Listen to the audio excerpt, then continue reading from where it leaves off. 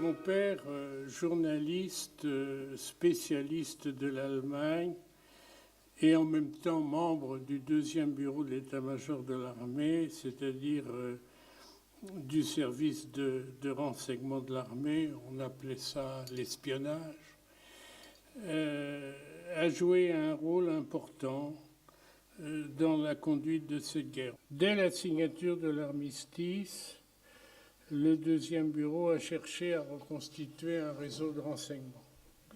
C'était des professionnels, ce n'étaient pas des amateurs.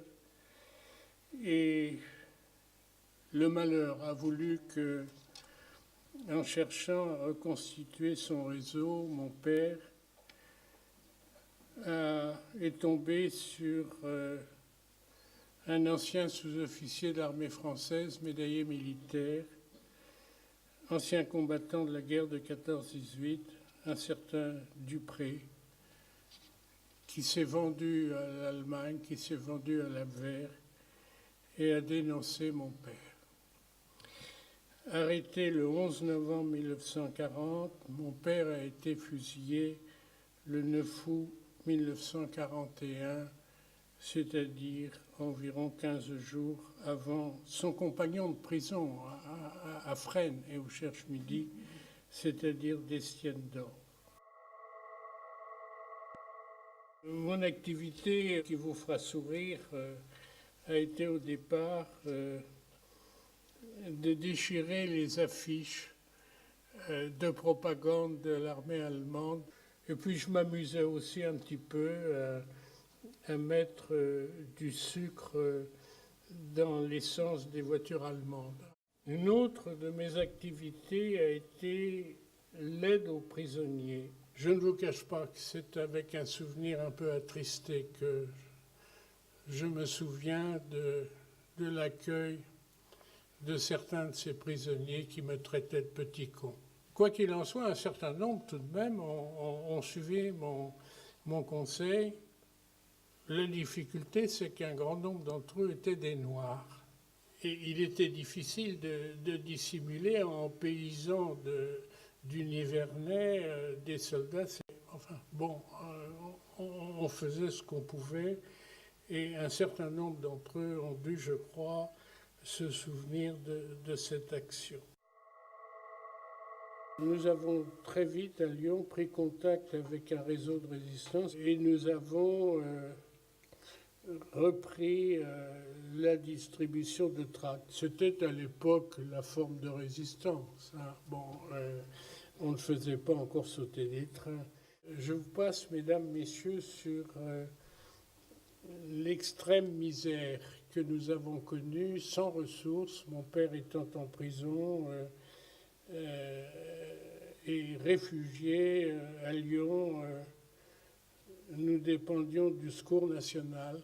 Et puis finalement, j'ai été arrêté le 19 mai 1941 dans une des rues de Lyon par, je vous le signale tout de suite, un commandant de l'armée française, le commandant Robert. Quand il a appris que mon père était un officier français, à l'époque détenu par les Allemands, il a essayé de rattraper le coup, d'aller au commissariat pour dire que, bon, il s'était trompé, etc. C'était trop tard. Il est bien évident que nous étions dans l'engrenage et nous avons tous été arrêtés. Ma mère, mon frère ont été à la prison Montluc.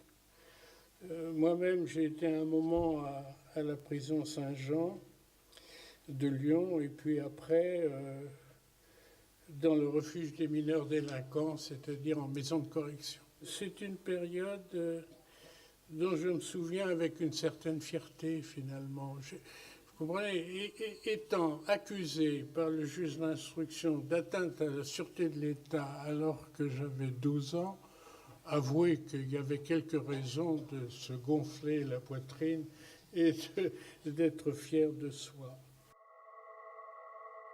En sortant de prison, nous nous sommes enrôlés dans le réseau Alliance. J'étais spécialiste dans la surveillance du dépôt d'armes. Le malheur a voulu que le réseau Alliance tombe entre les mains d'un d'un traître, d'un agent rallié à l'Abwehr, un nommé Lien, qui a fait un mal considérable au réseau Alliance. Il a entraîné à la fois l'arrestation dans le maquis de Fontaut, près de Clermont-Ferrand, de mon frère, avec d'autres membres du réseau Alliance, qui ont fini en déportation. Mon frère, finalement, a été tué d'une balle dans la nuque sur les bords du Rhin, près de Strasbourg, en 1944. Je voudrais simplement, en terminant, vous dire combien, au cours de cette période, la France a été finalement divisée.